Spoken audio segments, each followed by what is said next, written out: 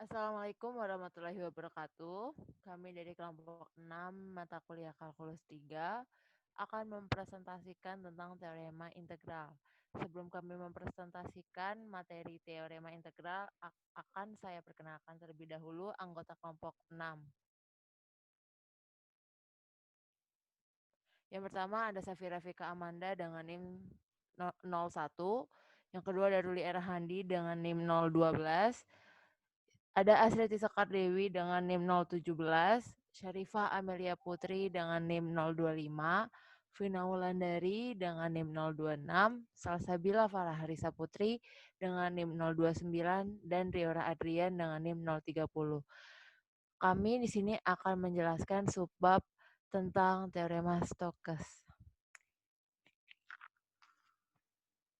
Oke, jadi untuk teorema yang pertama, teorema 631, misalkan vektor F, medan vektor di ruang yang mempunyai turunan parsial kontinu dan misalkan S menyatakan permukaan berparameter pada ruang dengan batasnya merupakan lengkungan tertutup.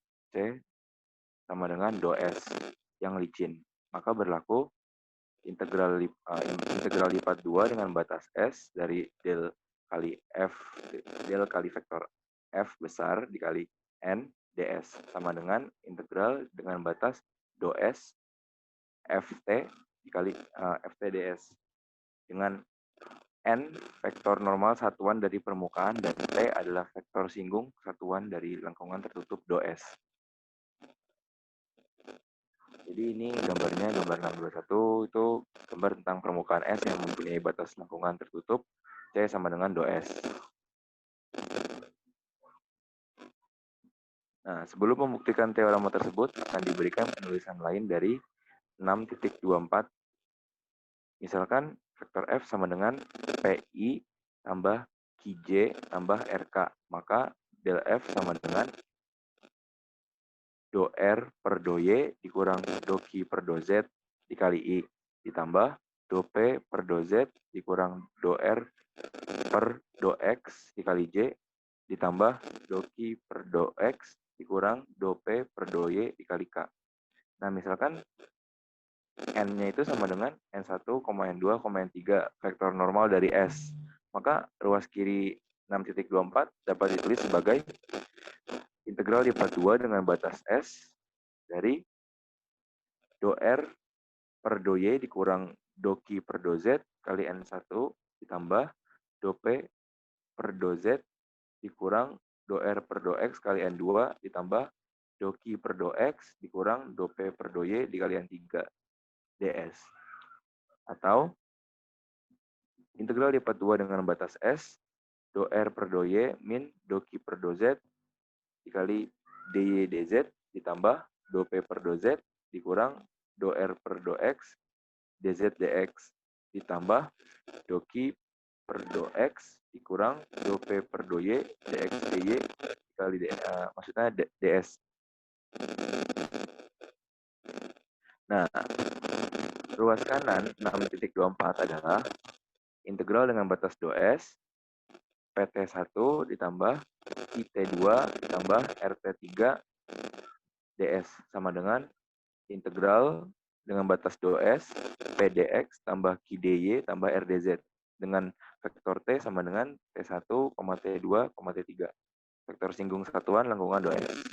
Seperti dua teorema yang terdahulu, kita cukup membuktikan bahwa integral dengan batas do S dari PDX sama dengan integral D42 dengan batas S min do P per do Y dx dy ditambah do P per do Z dz dx. Jadinya yang selanjutnya integral dengan batas do S dari Q dx sama dengan integral D42 dengan batas S dari min do Q per do Z dy dz ditambah do Q per do Z dx dy. Nah, yang selanjutnya untuk yang ketiga integral dengan batas do S dari RDX sama dengan integral D42 dengan batas S dari min do R per do Y dz dx ditambah do R per do Z dy dz. Dengan mengambil F masing-masing P, 0,0, terus 0, Q, 0, habis itu 0,0, R. Nah, kemudian dengan menjumlahkan ketiga persamaan diperoleh teorema Stokes yang diminta. Karena ketiganya di 6,25 serupa, kita hanya akan membuktikan persamaan pertama aja.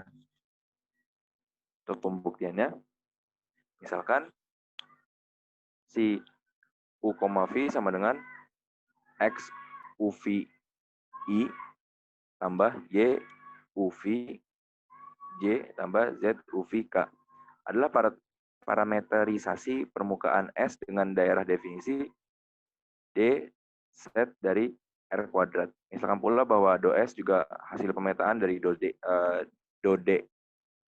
Kemudian kita tulis P U, V sama dengan P si U, V. Nah, pertama dengan aturan perubahan variabel integral lipat 2, kita peroleh integral lipat 2 dengan batas D dari min do P per do Y dikali do X, Y per do U, V ditambah do P per do Z dikali do Z, X per do U, V du dv. Ya, next. Nah, tapi min do P per do Y dikali do X, Y per do U, V ditambah do P per do Z dikali do Z, X per do U, V. Nah, untuk selanjutnya ini akan menjadi sama dengan do P do X per do V per do U dikurang do X per do U per do V. Next.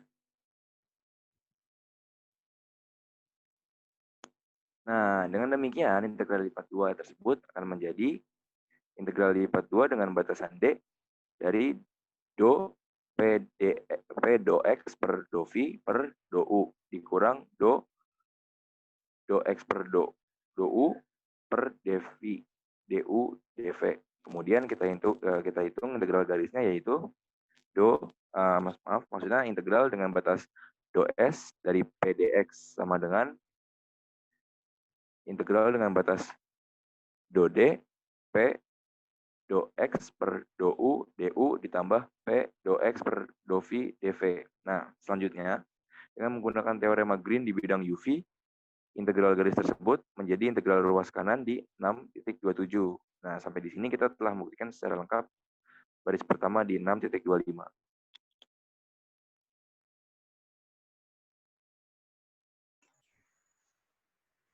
Contoh 6.3.2.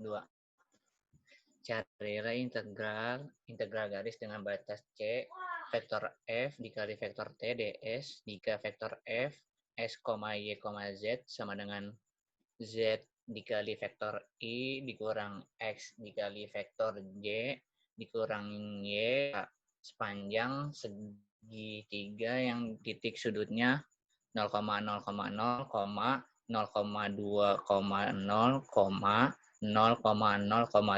Gunakan teorema Stokes. Nah, kita akan memberikan contoh dari 6.3.2. Kita akan mencari integral dari integral garis dengan batas C vektor F dikali vektor T ds. Dengan C sisi segitiga terdapat pada gambar 6.22. Berdasarkan teorema Stokes, integral tersebut dapat diubah menjadi integral lipat 2 dengan batas S del dikali vektor F dikali vektor N ds. Kemudian del dikali vektor F sama dengan IJK do per do X do per do Y do per do Z Z dikurang X kurang Y sama dengan min vektor I ditambah vektor J dikurang vektor K. Sedangkan normal dari permukaan adalah N sama dengan I. Jadi del dikali vektor F dikali vektor I sama dengan min 1. Oleh karena itu, integral permukaan menjadi, sedangkan norma dari permukaan adalah N sama dengan I. Jadi del dikali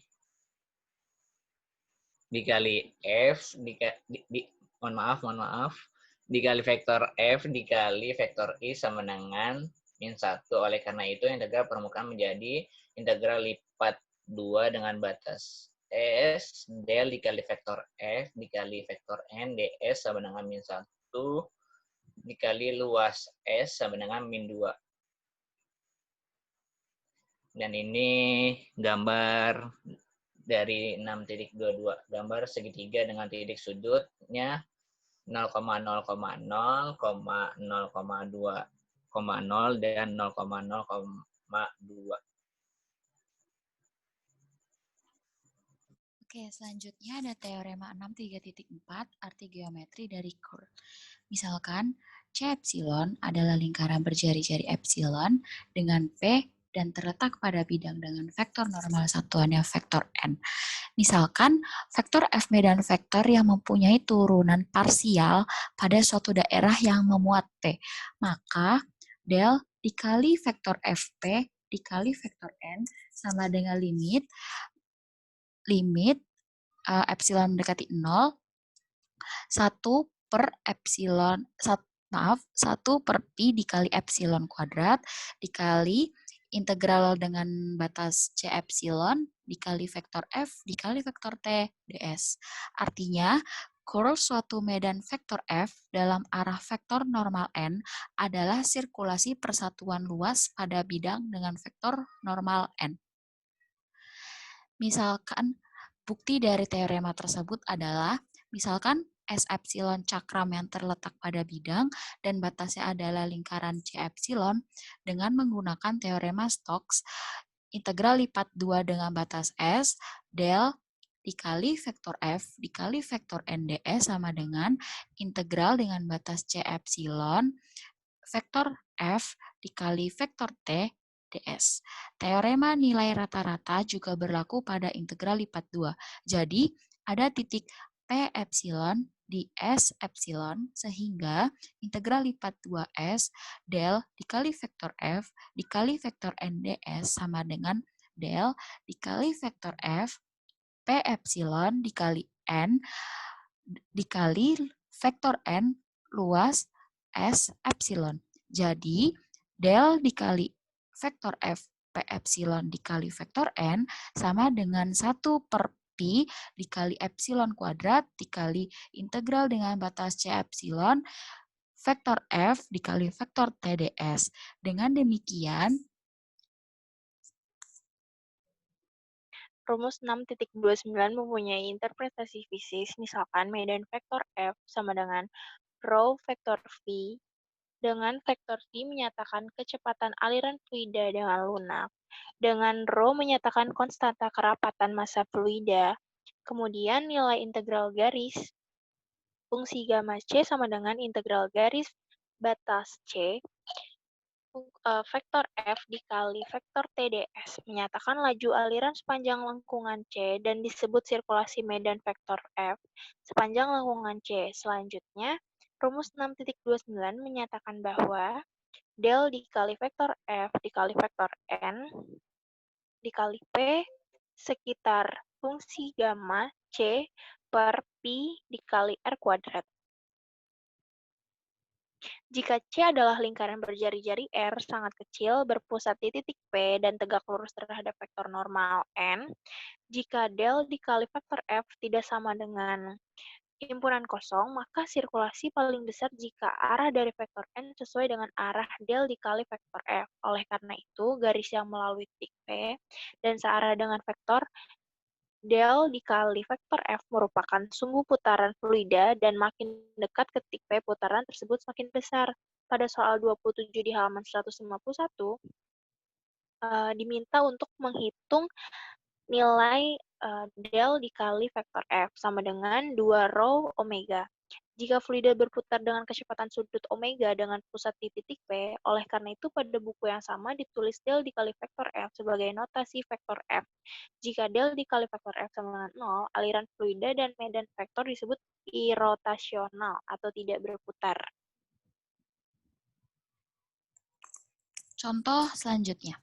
Misalkan vektor E dan vektor H masing-masing merupakan medan listrik dan magnet pada ruang yang bergantung pada waktu. Misalkan S permukaan dengan batas lengkungan C, definisikan integral garis dengan batas C, vektor E dikali vektor TDS sama dengan tegangan di C, integral lipat 2 dengan batas S, vektor H dikali vektor N ds sama dengan flux magnet melalui S. Hukum Faraday menyatakan bahwa tegangan di sekitar C sama dengan negatif dari perubahan flux magnetik melalui S atau integral garis C vektor E dikali vektor TDS sama dengan min do per do T dikali integral lipat 2 dengan batas S vektor H dikali vektor N ds. Tunjukkan bahwa hukum Faraday ini akibat dari salah satu persamaan Maxwell, yaitu misalkan 6.30 benar, maka berdasarkan teorema Stokes, integral garis dengan batas C vektor E dikali vektor TDS sama dengan integral lipat 2S dikali del dikali vektor E dikali vektor NDS dengan asumsi bahwa do per do T dapat ditukar dengan integral, maka minus do per do T integral lipat 2 dengan batas S kali vektor H dikali vektor N ds sama dengan integral lipat 2 dengan batas S minus do vektor H per do T dikali vektor N ds sama dengan integral lipat 2 dengan batas S del dikali vektor E dikali vektor N ds sama dengan integral garis dengan batas C dikali vektor E dikali vektor T ds. Maka integral garis dengan batas C dikali vektor E dikali vektor T ds sama dengan minus do per do T dikali integral lipat 2 dengan batas S dikali vektor H dikali vektor N ds yang merupakan hukum Faraday.